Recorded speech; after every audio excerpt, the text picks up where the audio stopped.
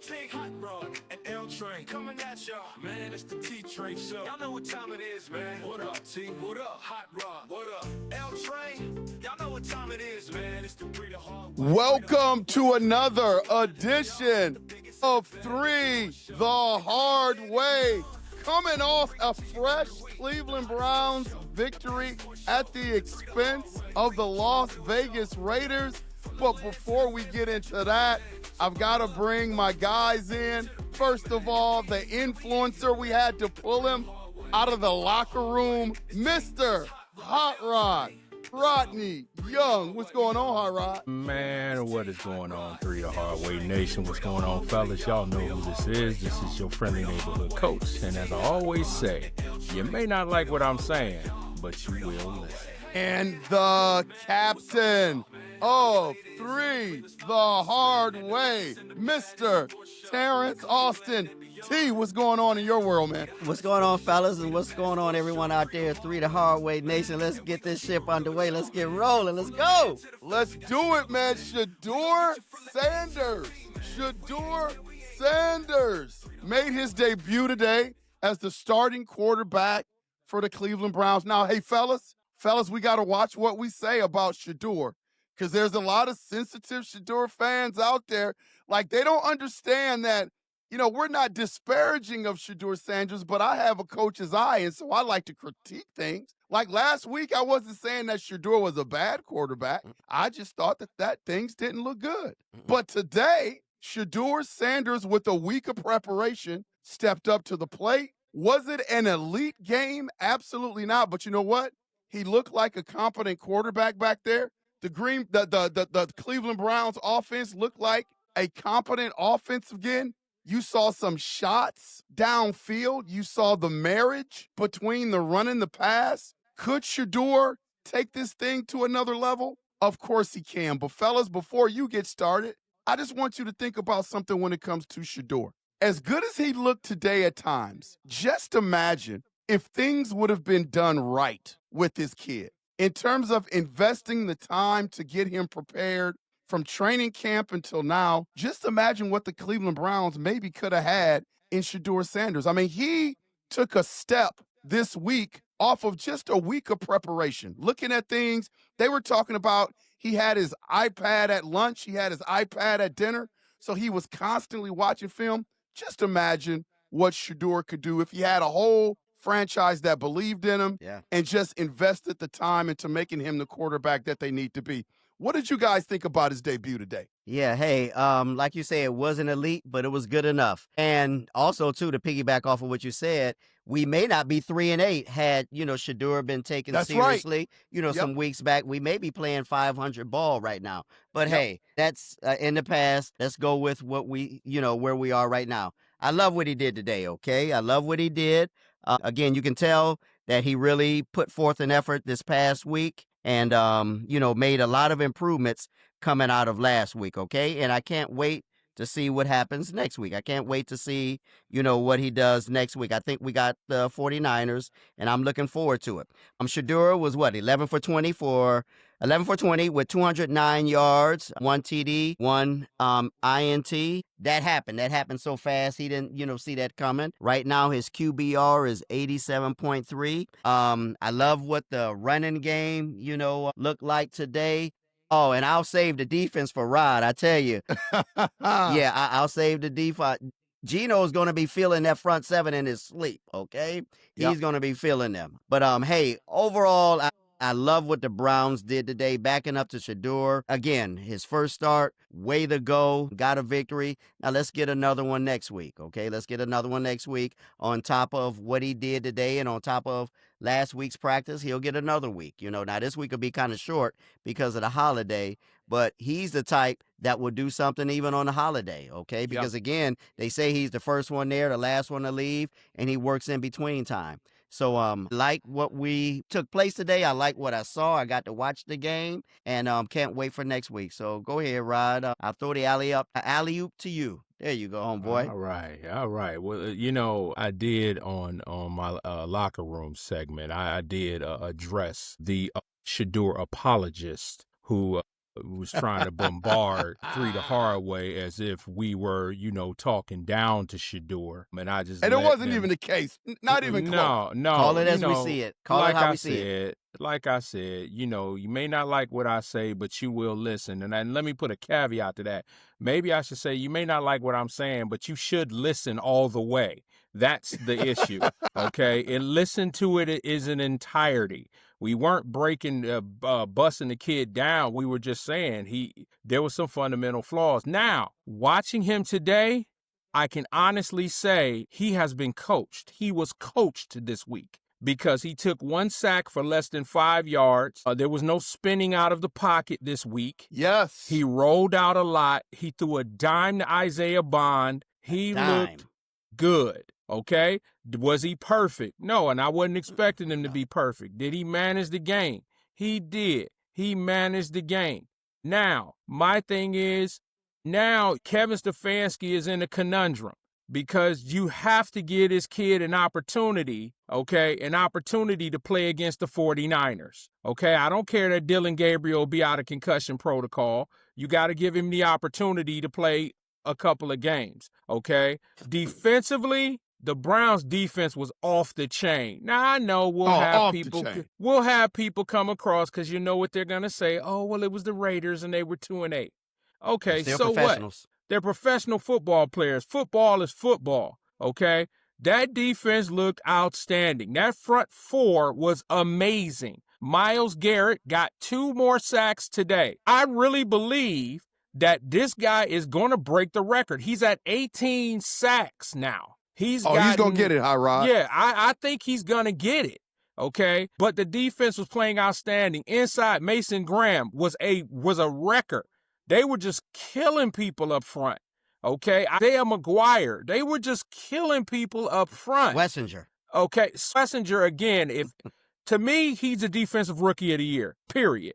There's not any question that Carson Wessinger is the defensive rookie of the year.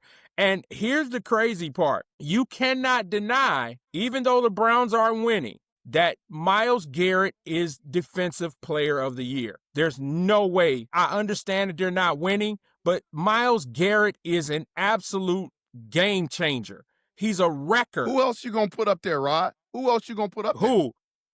Well, Pittsburgh fans, we love T.J. Watt. T.J. Watt. Come on. T.J. Watt. I don't want to hear T.J. Watt. T.J. Watt ain't sniffed the atmosphere of what Myles Garrett is doing right now. Okay? Period. But like I said, my biggest question right now is to Kevin Stefanski. Do you bring back Dylan Gabriel after this performance that Shedeur Sanders put on? Okay? And I don't know if y'all paid attention during the broadcast. He wasn't running to Stefanski after each series. He was sitting down with Deshaun Watson. Yep. Deshaun Watson was walking him through some things. That is an incredible indictment to Kevin Stefanski, period. Okay? And so, congratulations to Shedeur Sanders. As much as the apologetics tried to make us seem like we were vilifying this kid, we actually want to see him be successful. And I like what he did today, okay? I like what he did today. And if Jerry Jeudy wouldn't have tried to do the Hollywood shuffle after he caught the football, then Shedeur would have had over 250 yards passing. Exactly. Okay, but Jerry Jeudy decided he wanted to do his Michael Jackson impression, and then he got the ball punched away. Okay, once again, Jerry Jeudy. But overall, we'll take the win. I want to see Shedeur with another week up under his belt to see, because he looked comfortable. He didn't look rushed today. And to his credit, he threw the ball away when he needed to. When he didn't see anything downfield, he didn't try to extend the play. He threw the ball out of bounds. I'm telling you, gentlemen, he was coached this week, and you can see it that he was coached this week. About time he was coached. Okay, so I'm proud of the young man. Stand up, put your wrist up, y'all. Stand up. I'm gonna give that kid his credit. Great job. Far from trying to tear him down. People are so sensitive when it comes to the subject of Shedeur Sanders, whether you're on one side of the fence or the other side of the fence.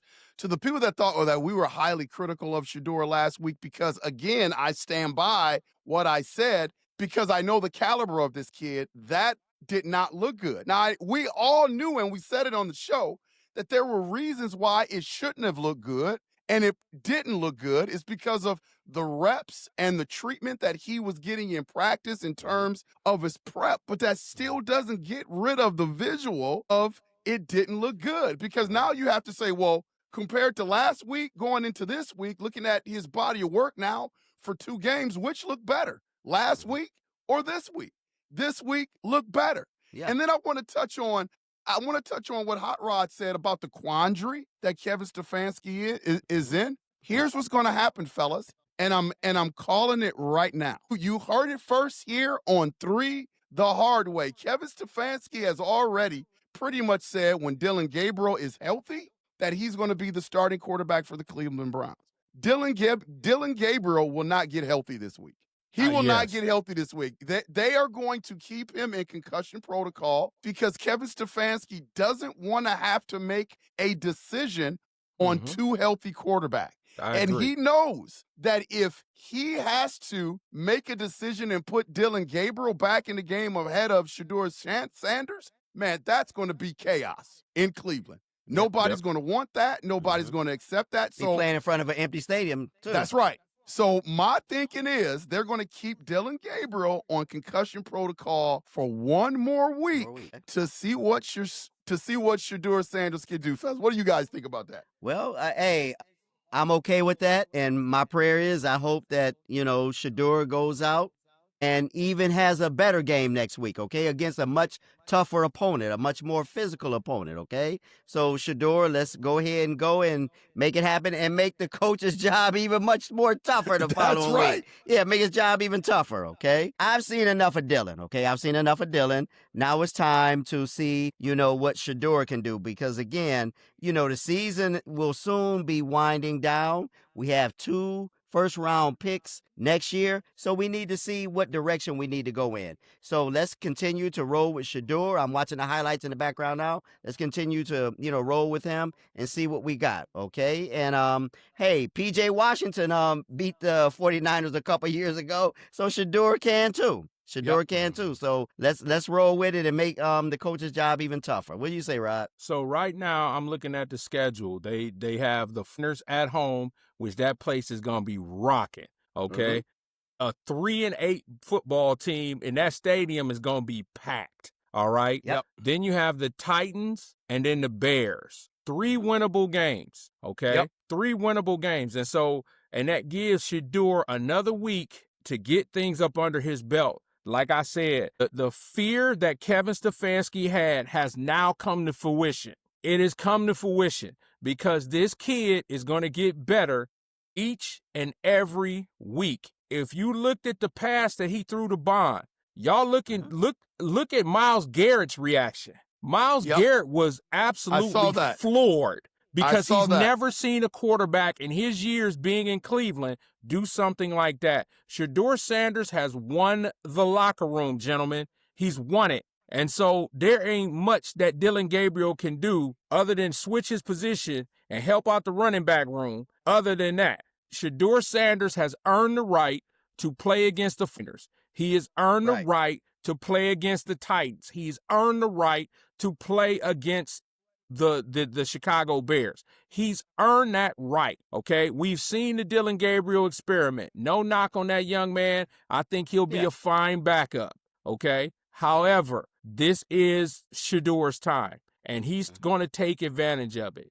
And I'm really, excited to hear Kevin Stefanski try to this game. Yeah, I can't wait for the press conference tomorrow. I can't wait for the press conference here. He can try to duck and dodge and do whatever. The kid played an outstanding game. He did what he needed to do. He did not look bad. The one interception, let me break this down real quick from a coach's aspect, okay? Since we got our Shedeur apologists that'll come on here. Thank y'all for listening. It was a zone blitz. So what the Raiders did was they dropped the defensive end into coverage. Shedeur didn't see it. All he saw was Jerry Jeudy coming across on an in route. It was perfectly done.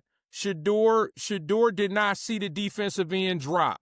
That any rookie quarterback's gonna get caught like that. So that's not even a problem. Some non-rookie quarterbacks can get caught like that too. Some non-rookie quarterbacks He'll get in the film room. He'll get in the film room, and he's gonna see that, and he's gonna be like, "I'm not doing that again." Okay? He took what the defense gave him, but he also took shots down the field. He wasn't just dinking and dunking, and yes, he threw that little short pass to Dylan Sampson. Sampson went for 66 yards.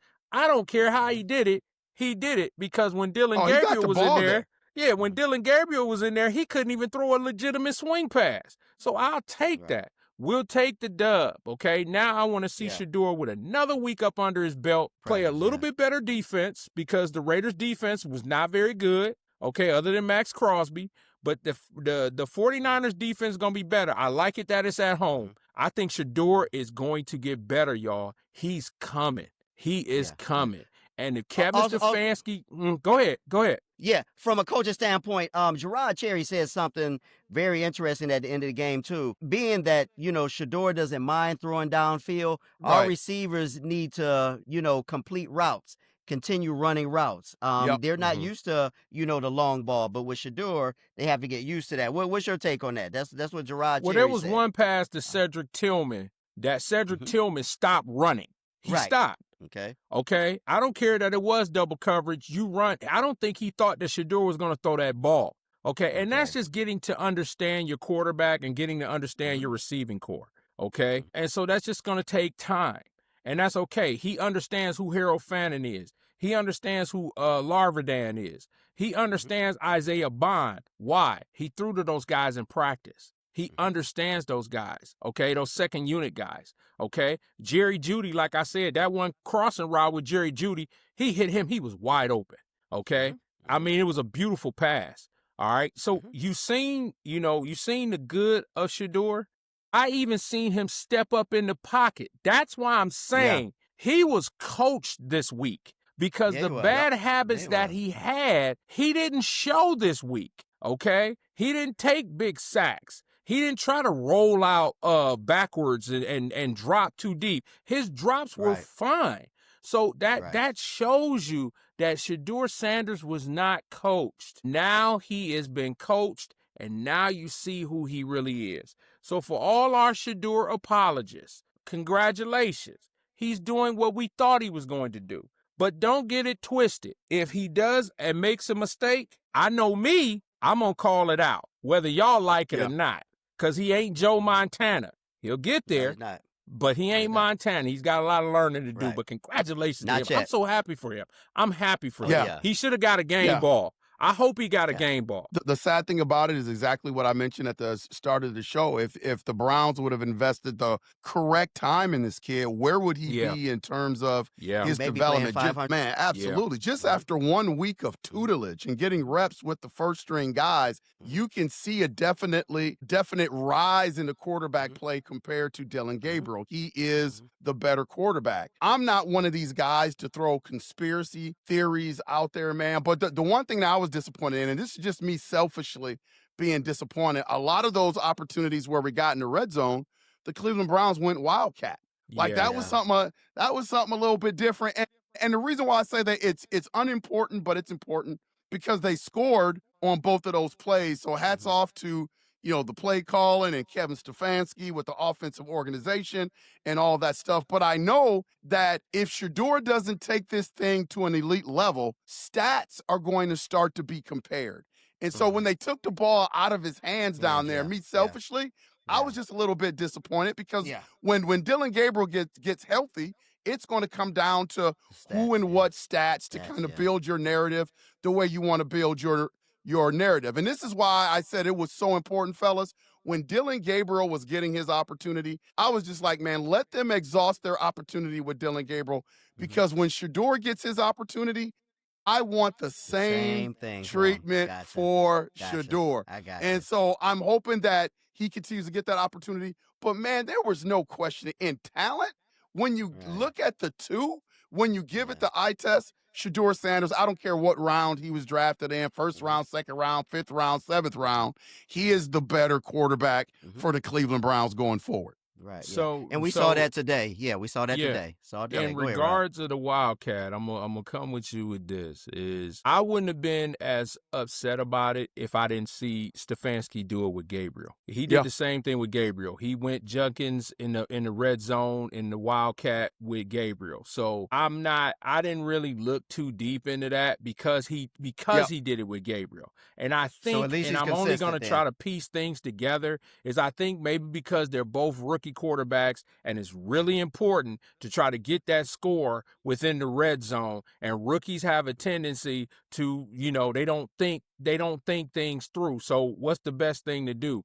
Give it to Junkins. Now, how long is that going to last? It's not going to last very long with good defenses because all they're going to do is stack the box. As soon as they see Junkins come in, they're just going to stack the box. And Junkins is not going to – I would have at least at one point in time in the red zone threw the ball with Junkins. Because what's going to happen is defenses are going to know he's not going to throw the ball. So they're not going to cover the receivers. So they're just going to stack the box. Now, if Junkins throw a ball, and I don't care if he threw it in the third row, now you see on film that our running back can throw the football, okay? But having said that, Quinshawn had a really good game today too. 2 touchdowns. Yeah, he did.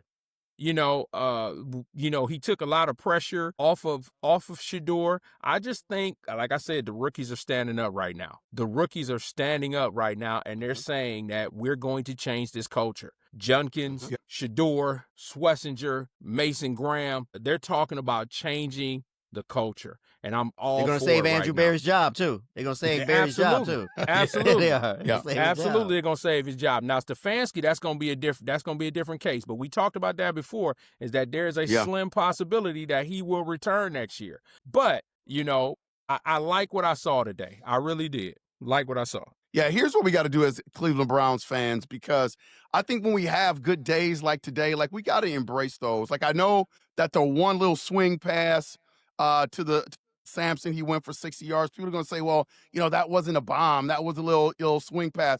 Well, like Hot Rod mentioned before, those passes with Gabriel, they weren't even getting there to allow him to be able to make some of those plays. And then I've also heard so far on social media, well, this was the Raiders. The Raiders are a terrible team. The Raiders are a bad team. Professionals. Hey, we lost to the Jets, fellas. Exactly. So we got to take wins where we can get wins, man. Yep. Right. Answer me this. The one thing that I wanted to see was how Shedeur handled the blitz today, because I thought the Raiders were going to get after him, try to make life tough for him. I thought they tried early on, and then they backed off after he started to complete some plays. A credit to the Cleveland Browns offensive coaching staff. They had some draw plays in there. They had some really easy throws for Shedeur. The Raiders kind of backed off. What's your assessment on how well Shedeur handled the blitz today? Yeah, I think he did well. Like you said, the offensive line, held up. Again, I'm sure in all of his preparation from, last week's game during this week, I'm sure he said one thing I cannot do. I cannot go in the opposite direction. I just cannot, will not. So even when he got in trouble, on a few occasions, you could see him, trying to move forward and starting to move forward. And one other thing, just on a side note, hey, the special teams look good today too, okay? Special teams look good. Yeah, they look good, including, the long field goal that our guy hit, because I was a little, scared. Something was telling me, hey, you're 3-8, or 2-8 at the time. Go for it on 4th down. But he kicked that long one, so that was good too. So again, the special teams, let's not forget about them. They stepped up and added to this victory as well today. But getting to the original question at hand, I love what Shedeur did it in the pocket. And again, this is something to build on, to build his confidence, to gain confidence, because next week those 49ers, that's a different beast, that he's going to have coming at him. So there you go. Yeah, the Raiders didn't blitz a lot, which was kind of amazing to me, seeing is that when he got into the game last week, the Ravens was like, forget our game plan, go get him. And they wanted to speed him up. Shedeur didn't have to. He wasn't sped up. He looked comfortable in the pocket. Other than like the one with Bond, he had to roll out, and one great thing about him, that was a nice is one. when he rolls out, he keeps his head up. He's looking, okay? He's not, he's not like his dad. He ain't going to he can run, but he's not going to do that, unless he really has to. But the Raiders really didn't blitz him as much. Now the 49ers, I think the 49ers are going to come after him. They're going to try to be exotic with him. They're going to try to come after him, but I think Shedeur, I think the game is going to begin to slow down for him. I think it started slowing down for him the second series last week against Baltimore. Yeah. Okay, when he hit Fannin across the middle and he threw the Larvidan in the end zone, he started to become comfortable. The game started to slow down. And I think now that he's been out there for 4 quarters, the game has gotten even slower to him. Once he figures this out, which he's going to do really, really fast, as long as this coaching staff is committed to him, I really think, guys, we found our franchise quarterback. And if we have, can you imagine now what Andrew Berry can do with 2 first-round draft picks and all the picks that he has for this upcoming draft? If we have a franchise quarterback, okay? Can you imagine how Andrew Berry could rebuild this team within a year if he doesn't have to use that first-round pick on a quarterback? Right. I'm thinking of our wide receiver at Ohio State. Boy, he would look good in Northeast Ohio. Don't say that, man. He would look good in Northeast Ohio. Yes, he would. You talking about you talking about Carnell Tate, and I think he'll be available, guys. We got 2 first-round picks and we got multiple second-round picks. Carnell Tate will be available, and I think the Browns would do a disservice if they did not explore trying to draft Carnell Tate. I don't think he's gonna. I think he'll be top 10. Okay, in the first round, I think he'll be top 10. Okay, and then unfortunately, I think the Browns will be so much better that other beast that's on the other side of him, they ain't gonna have a shot at him, because Jeremiah Smith is probably gonna end up being the number 1 pick when he comes out. Yeah, he's a little different. He's a little different. Fellas, give me your thoughts now that we've seen Shedeur play a pretty good game today. What's it going to take? Do you think this is a situation where Shedeur has it? What does your gut tell you? Does he have it for the rest of the year, this job I'm meeting? And if not, what would it take for Kevin Stefanski to replace him? It's kind of hard to answer that question, L Train, based on it's Browns management, it's Browns leadership, okay? Again, I've seen enough of Dylan Gabriel. Early on, before the season started, I said, hey, I would rather Watson come in and play, at least, let the veteran take some of this smoke, some of this heat. But, hey, Watson looked good on the sideline, mentoring Shedeur, holding the clipboard, being in his ear, okay? Yep. So, again, I would like for, Shedeur to have the rest of the snaps, the rest of the games going forward, so you can have a very accurate assessment at the end of the year of what direction we go in. And then also, too, the owner can have a clear shot at, hey, do I want to stick with this coach or do I want to move on from him? What direction I want to go in. So to answer your question, what's going to happen is tough, because it is the Cleveland Browns at the end of the day. It is our Cleveland Browns at the end of the day. But, go ahead. No, I was just about to say, I think the question that needs to be answered from Cleveland Browns management is, have they seen enough of Dylan Gabriel to give it to Shedeur for the rest of the year? If the coach is kind of hinting at, hey, because the coach said last week, once Gabriel clears concussion protocol, he's back in there. Now, again, I think, he's going to still remain in concussion protocol another week, and then, they'll make a decision. But the fact that they're even flirting with that, again, it goes back to, it's the Browns at the end of the day. It's the Cleveland Browns at the end of the day. So I'll say this. If Kevin Stefanski decides to put Dylan Gabriel back on the field next week, man. No, I'm dead serious, then that will solidify the fact that Jimmy Haslam will not fire him, that he is guaranteed that he would not lose his job. Yeah. Because that would be the ultimate form of disrespect when it comes to what Shedeur did today, to just say, okay, thank you very much, go ahead back and grab this clipboard. So I believe that Shedeur is going to continue to get the start as long as he looks good. Now, I'm going to throw this at you guys. I think we've seen enough of Dylan Gabriel. I don't think Dylan Gabriel will be back up under center. I don't see that. And nothing against him. Nothing against the kid. Nothing against him. Like I said, I think he'll be a quality backup quarterback in this league. But he is not a starter. But I do see Shedeur starting and Deshaun being his backup. I do see that. I see they activate Deshaun Watson and Deshaun Watson becomes Shedeur Sanders' backup. I think it was a classy move. I think it showed leadership. The fact that even in Deshaun Watson's situation, that he took that young quarterback and he said, "All right, come on, let's look at this iPad. Let's break this stuff down." That's a veteran quarterback. That's a guy who that's a selfless act. As much as people don't like him, that's a selfless act. And I can see Shedeur running it back, and they activate Deshaun Watson, and they have Dylan as the third string. Okay, yeah, I can see that. I can see that. But if Dylan Gabriel is the quarterback next week, that solidifies the fact that Kevin Stefanski was promised that he could come back to Cleveland next year. Because only someone who has been guaranteed their job next year would do something like that after a performance like this. Yeah. One of my biggest frustrations of the year, fellas, is, this Cleveland Browns defense is just stellar. I mean, our defense today looked like they had been through hot rods, two-a-days, and T's boot camp. The way they came to play today, man. And I'm just hoping that we're not missing our window with this defense. Obviously, we got some young pieces, man. We can continue to add stuff depending on what the salary cap is going to be. But I'm really, really hoping that Shedeur can solidify his spot. And like Hot Rod was talking about, things and pieces they could add with this franchise quarterback, because this defense is stellar. And I just don't want to miss the window with this D. Yeah. And it's something you say that JOK, who lives in this area, his name came up in, some discussions this week amongst, some of the guys I hang with and spend time with. And I said, man, I would love for him to be able to return to us next season. I don't know, how his off season is going with, rehabbing and, getting, back up to par. But can you imagine him being added to this defense, man? JOK.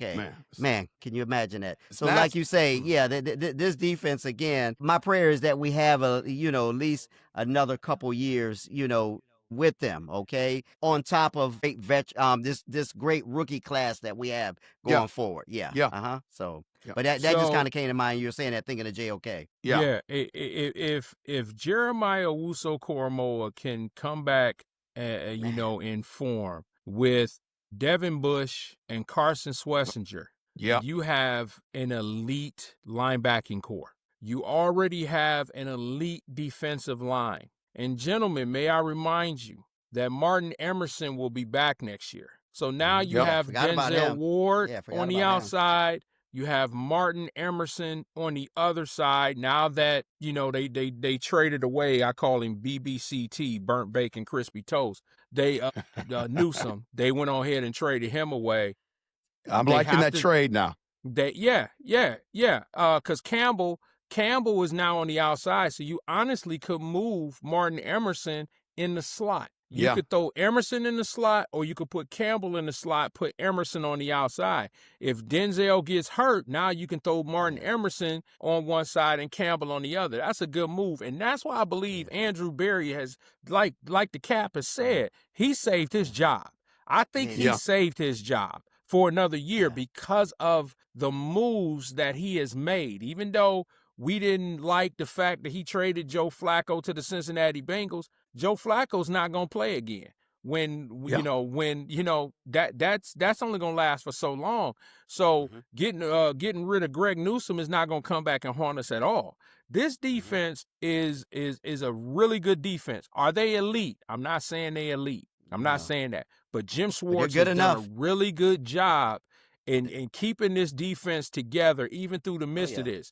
And that's a person that I would not let walk away from Cleveland is Jim Schwartz. I don't care what you got to do. You keep Jim Schwartz, because with that defense, all you have to do is fix your special teams and fix your offense. Once you do that and you put a halfway decent offense together, good special teams, with that defense, they will win the division every year. They will. And I saw today just how big Campbell is, man. He's huge. A huge safety. Yeah, he's huge. Yeah, he is. The Cleveland Browns defense, although we don't put the elite title on them, they are not a 2-8 defense. No, they're not. And here's where Jim Schwartz gets a lot of credit from me, because I know how it is. When you're going through a season and you have, some rough times, some obstacles to keep people engaged. The Cleveland Browns, their defense was engaged today. fellas, they keep were. in mind, Yeah, that's 2 no, and they 8. were. That's credit They were. to the defensive side They of the were. ball and that coaching staff, man, to keep They those were. guys They were hungry locked like in. that. Like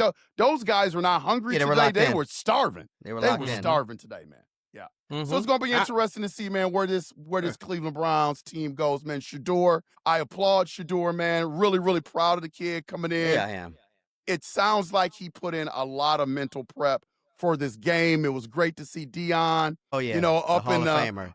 Oh, yeah. up in the suites up there, With that enjoying watching this that kid nice play, man. cowboy brim, man. That nice brim we was rocking. Yeah, old prime time. Yeah, prime. Yeah. There's another team we should talk about, fellas, and that there's an important game going down on Saturday. We won't get a chance to talk about Saturday it, at noon.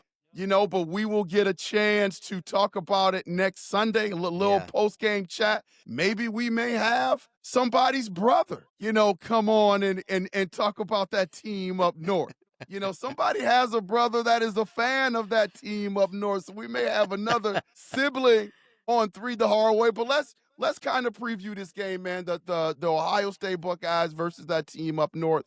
This is one of the best Buckeye teams that I've seen in a long time. They kept their 2-star wide receivers out yesterday, more so for precaution to get them ready for the Michigan game. Give me your thoughts about the game, fellas. Can Ohio State pull this out? Yeah, I'll be quick and brief. Now, that team up north has something to play for because if they win, that really shoots their chances of being in the college football playoffs, okay? I like that. If they beat that. Yeah, so that's their if you can use the right word, kryptonite in beating us, okay? I'm going to be locked in at noon. I was telling L Train earlier, I'm already sneaking away from the bookstore because I don't want any interruptions. There's some games where, hey, you can watch the game while you're up in the store. No, I want to be in my own spot right up here where there's nobody around, man. Nobody around. Yeah, that's what I need. But, hey, I just can't wait. I can't wait. I don't know what the weather conditions are going to be like, what the field is going to be like, but that really, really doesn't matter when we play those guys from up north. I can't wait. But yeah, one thing they do have is, an incentive in beating us is being in the playoffs. Okay, so that's going to be their kryptonite. But like I say, the only team that really, really concerns me outside of that team from up north is Alabama because the way they pass the ball, the way they throw the ball, their passing attack. And Indiana's playing great, but they're just Indiana. They're new kids on the block. I don't fear them. But again, Michigan's opportunity to get in the playoffs and going forward in the playoffs, that Alabama team scares me. But I can't wait till Saturday. I can't wait. Go ahead, Rob. So first things first, me and my brother don't talk during Michigan week. So I don't know, if he, I don't even know if I want to have a conversation with him during Yeah, I don't blame you. I don't blame you. But that team up north is they're hungry. They're not a bad team. They're hungry. Underwood, the quarterback, I said this on the show before. That kid in the next couple of years is going to be a problem. Right now, he's still learning the quarterback position, but he's going to be a problem. They got a pretty good running back. They have a decent defense. I mean, I think they're ranked 18th in the country right now. But the rankings for whether it's the Wolverines or whether it's Ohio State does not matter in this game. But I really think it's going to be a test for Julian Sain.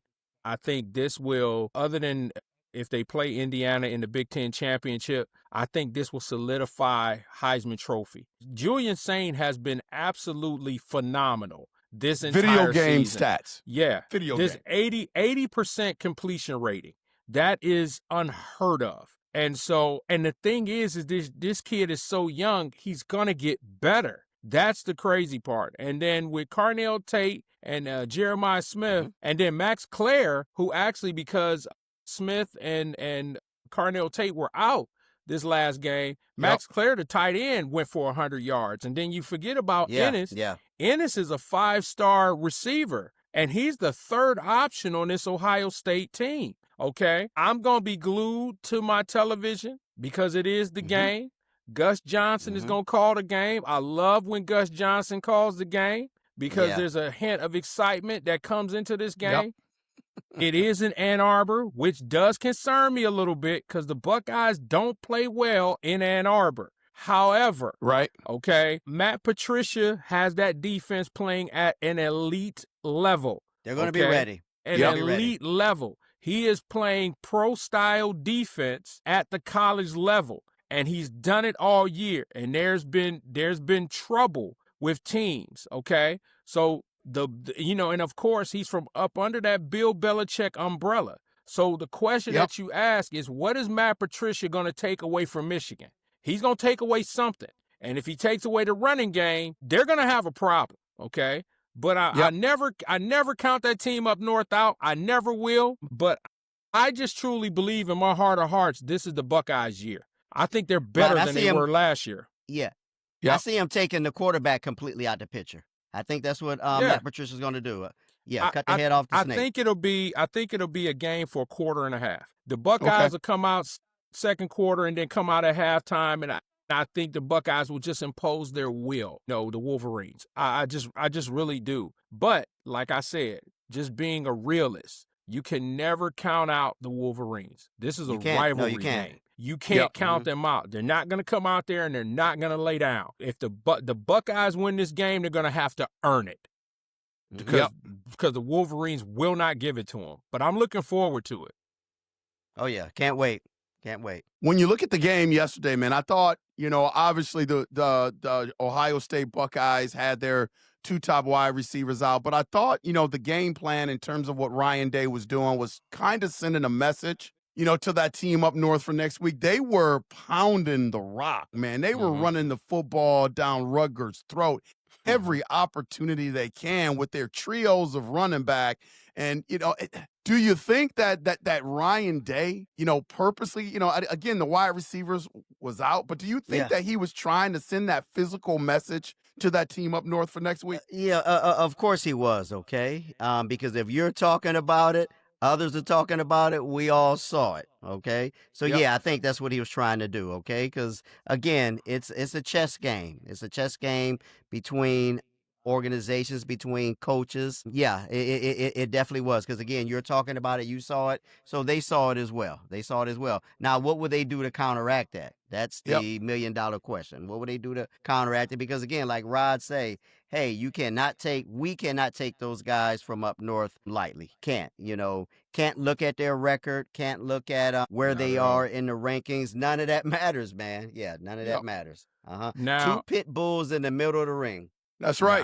I will say this. Over the last 2 weeks, just watching, putting on my coach's glasses, Ryan Day has been practicing for this game for the last 2 weeks. He has put stuff on film that has to make the Wolverines watch. Case in point, there were a couple times he put the backup quarterback Keyholtz in the game, whether he was running a read option, or whether he was just pitching the ball, whether he was just throwing the ball. That was purpose-driven.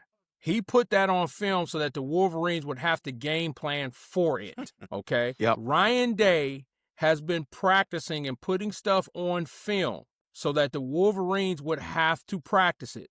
Case in point, here's another one. Second half kickoff. Ennis threw the ball, but it was off. So it was a kickoff return. He stopped. I know what you're talking about, yeah.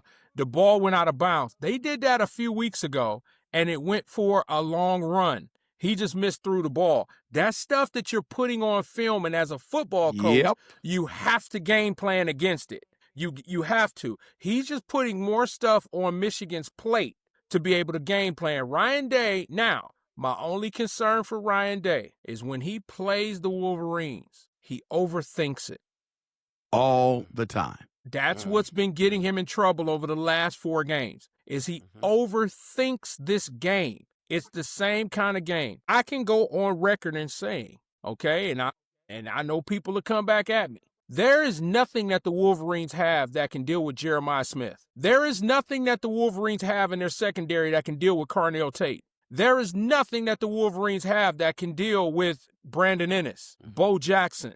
There's nothing that they have that can cover them. You're gonna see what the Wolverines are gonna do is they're gonna play a lot of zone. And that's where Julian Sain is going to eat them up, because they can't go man-to-man with these guys because they're not capable. If they try to go single safety, somebody's going to eat on Saturday, okay? So that's what I'm saying. Ryan Day has put stuff on film that the Wolverines got to go back and watch. And do you think it's coincidental that Carnell Tate and Jeremiah Smith haven't played the last 2 weeks? Okay. Yeah, okay. That's not coincidental, gentlemen. No, it's not. Load He's management. resting them. He's resting Load management. because he knows. And how good is Ohio State, where he can sit down 2 of the top wide receivers in the country and Right. still win? There you go. Come on. Yeah. Come on. When it comes to football, X's and O's, like, I'm really green. But the one thing that I respect about the game of football, that I know about the game of football, is that I think a lot of this stuff in winning these big games starts at quarterback. And I'm not throwing shade on any past Buckeye quarterback. I'm not doing that. But under the Ryan Day regime, I think this kid, Julian Sand, is just a little bit different. And this is the Ohio State Buckeyes have the edge. This kid is a gamer. He was handpicked by Nick Saban. Right. Nick Saban does not handpick guys. Just anybody. that can't win. And you're seeing the fruits of Julian Sand's labor with the Buckeyes this year. 80% completion rate. I mean, you can't even do that on Madden. I mean, that is just top-notch football play, man. Yeah, that is. I am more confident than I've ever been. Keep in mind, we had a stacked team last year. Michigan was supposed to be down last year. They came into our house and beat us.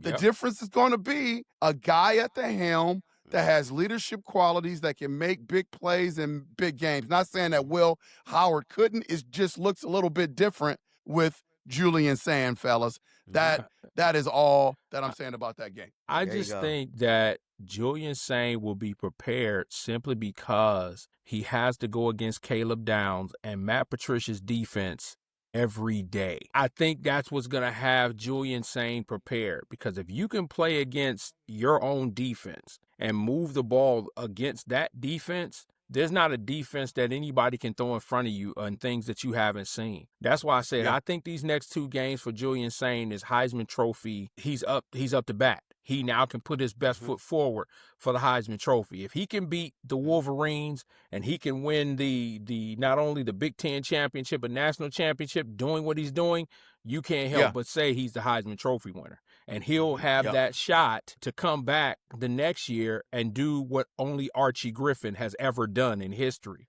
is win the Heisman Trophy twice. Back to back, Archie. Yeah, Number that's right. 45.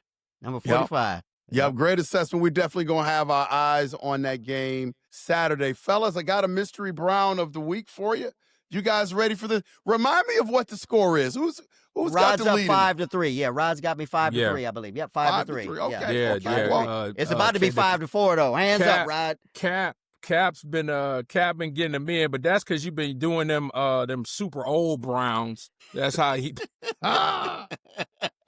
Hey, I Cap's gotta make old, it y'all. hard. Cap's Going old. back That's to right. Jerry Cap's Shirk. old. I wasn't even born when Jerry Shirk was playing. Come That's on right. now. That's Come right. on. That's right. All right, That's man. right. Listen, hey, well, I got That's a new right. one today. Okay. All right. And it should be a pretty good one. I don't think it's going to be easy, but we'll see. Sometimes you guys surprise me, man. Right. So here we go. Cell phone off, Rod. Cell phone off. Yep. Mystery Brown of the week. The first clue was I played for the Browns, Hot Rod, in the 1980s. So you should know this guy. Played for the Browns in the 1980s. He was not a quarterback. He was not a running back. And he was not a wide receiver. He played. Dave Logan. No. He played every snap with toughness and physicality. He Mike spent Babb. his. Mike Babbage. Who's that? Mike Babb. Or Nope. Babbage. Nope. He spent his entire career with the Cleveland Browns. Doug Deacon. Don Cockcroft. Nope. He was a major part of the Cleveland Browns' defensive identity. He played in over 150 games for Frank the Cleveland Browns. Minifield. Hanford Dixon. Nope. Tom Darden. Wasn't Clay Matthews. No, because it's in the 80s. He was known for his intensity and leadership. Eddie Robert Johnson. Jackson. Eddie Eddie Johnson is the correct answer. Hot Rod pulls it out 6 and again. 3. Hot Number Rod. six. Assassin. The The assassin. assassin. Eddie Johnson. The late Eddie Johnson. Yep. Yeah, that's a good one. All right, that's Yeah. a good one. Good The- job, the- Rod. I knew if I said his number was 50, both of you guys probably would have jumped all over that. So Yeah. I made sure I left Eddie, that out. no. Eddie Johnson's number was 51. May have been, yeah. Was May it have been, yeah. 51? It was 51. Oh, yeah. My fault. Van Waiters was 50. You are correct, but my Eddie friend. Eddie Johnson was 51. Wow. Yep, you are correct. I misread that clue. Wow. Yep, you are. He says I wore a number in the 50s, so you are 50s, correct. Yeah, he wore 51. Good the job, Rob. assassin, Eddie Johnson. Yep. Good job. Nice job. So fresh off of guessing the Mystery Brown of the week, we got some people that need to go into two-a-days with Hot Rod. Hold on, Where's the whistle? 1 second. Where's the whistle? Let me go ahead. Let me find it. There it is, y'all. There it is. There we go. Hot Rod's two-a-days. I got Who do a you couple. got, man? So I got one football player and I have one basketball player for two-a-days. My football player for two-a-days, and I'm going to tell y'all right now, y'all need to go ahead, get your Gatorade, get your water, make sure you got your electrolytes, because you need to come to two-a-days, and you might need an ice bath. This guy needs an ice bath, and then he'll come back out for two-a-days. Today, we'll talk about Geno Smith. Geno Smith needs to come to two-a-days. He need to bring his offensive line to two-a-days. The Browns had 10, gentlemen, not 5. They had 10 sacks on Geno Smith today. Geno Smith, when he's done in the ice tub, he won't be able to go to sleep tonight. Nah. He gonna see. All he gonna do, he gonna be sleeping. And man, Miles Garrett. That's all that's gonna pop up out of it. That's all he gonna say. Isaiah McGuire. You know what I'm saying? Mason Graham. Schlesinger. He's just gonna have nightmares of the brown and orange. Okay. So Geno Smith, you need to come to two-a-days, man. You need to throw. At somebody, you need to run laps, because you need to run away from the defenses, because your offensive line is terrible. They need to come with you as well. Set that alarm clock, Geno. Yes, Set that absolutely. alarm clock. My next person for two-a-days is the Memphis Grizzlies superstar Ja Morant. Okay, don't do it to him, Hot Rod. We should do it. I should let he was the in boot captain camp last week. Boot camp or APB out on him. So last night he decides to want to get into a verbal jarring match with Klay Thompson last night. Okay, here's my problem with Ja Morant. He was injured and on the sidelines. Somebody tell me the last time Ja Morant has played. He's already tried to talk his way out of Memphis, and then you hurt and trying to talk about other players. Ja Morant needs to come to two-a-days. He needs to bring his water. He needs to bring a basketball. He needs to bring his massage therapist, whatever he needs. Because a person Dad's got to stay away. And a person that's on the bench, you can't be talking to nobody while you on the bench. You injured. Stop it. So, Ja Morant, welcome to Coach Young's two-a-days. Remember, when I tell you to do a suicide, don't make me turn it into a justifiable homicide. Get it done. Hot Rods two-a-days. Wow. Two really good candidates for that. I love it. Hot Rods two-a-days. Y'all better set your alarm clocks and be on time for Coach Young's two-a-days. Nice job, Hot Rod. I believe it's my week for start one, bench one, cut one, erase one. And I think I got a good one this week, being that, it's close to the holidays. I am going to go with Thanksgiving food. Thanksgiving food. Start one, bench one, cut one, erase one, fellas. Here we go. Number one, mac and cheese.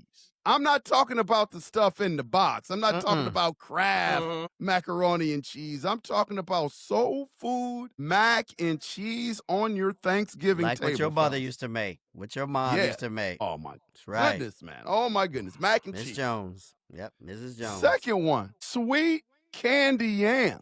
I'm not talking about the stuff that comes out the can. I'm talking about the home-style candy yams with the brown sugars and maybe some marshmallows on that. So we got mac and cheese and candy yams, fellas. The next one, cornbread dressing. I'm not talking about stovetop stuffing. I'm not talking about that. I'm talking about cornbread dressing. All right, woo, I'm getting hungry. And the last one, mashed potatoes and gravy. With the home-style gravy on there, man. So you got mac and cheese. You got candy yams with the brown sugar and the marshmallows. You got cornbread, soul food dressing, and you got mashed potatoes and gravy. Start one, bench one, cut one, erase one. What do you got, fella? I'll go first. This is a tough one. But one of these, can be eaten year round. Okay, one can be eaten year round, which will be the one I'll erase. So I'm going to start definitely with mac and cheese. You got to start with mac and cheese for Thanksgiving. I'm going to bench cornbread dressing. Okay, I'm just going to bench it. Just put it on the bench because it's still in there. I'm going to cut candy yams. Okay, going to cut that one. And I'm going to erase mashed potatoes and gravy. That can be eaten year round. Okay. So that's the way I'm going to look at it. Yeah, I see your face over there, Hot Rod 6 and 3. I see your face. I don't care what you think. I'm going to erase mashed potatoes and gravy. There you go. There you go. All right, Hot Rod. Hey, man, I see erase your mashed face over potatoes there. and gravy. We need to end this, Yeah. start one, They- bench one, cut one, erase one right I now. ate plenty of that in the Navy. We saw that at every My meal in the Navy, goodness. so that one can go. But Every But you're meal in the talking Navy. about history, T. You're talking about erasing it from. Yeah, that one can go. I saw plenty of that in the Navy. Plenty of that. All right. That man got PTSD for mashed potatoes and gravy. What's going Got on? plenty of that.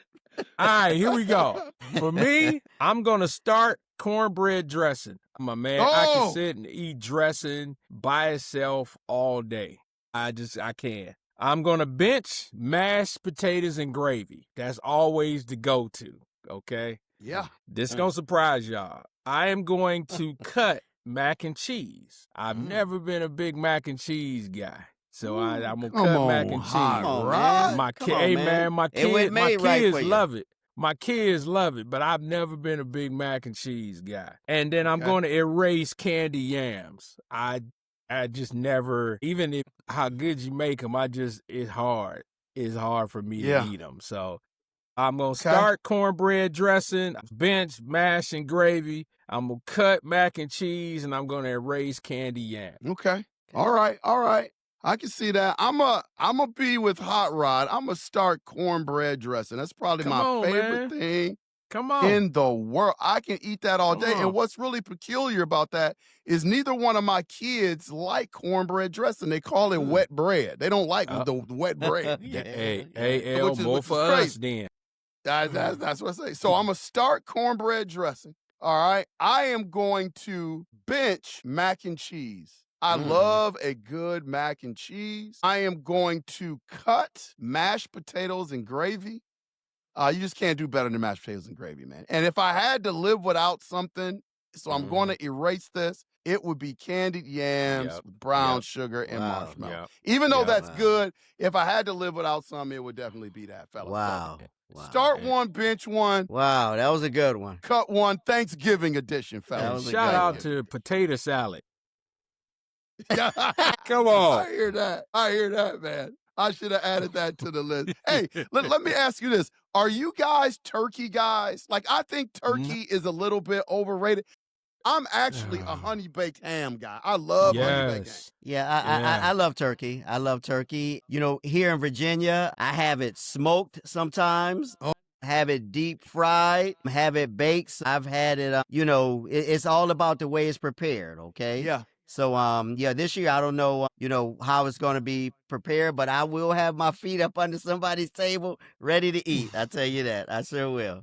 Yeah, I'm a ham guy now. I used to do turkey, but then after so many, I'm one of those who eat after Thanksgiving. So really get into it after Thanksgiving, and then turkey will dry up, and there's only so many things you can do with turkey. I hear you. Which with ham, you can do ham and eggs. Depends on how it's prepared, Rod.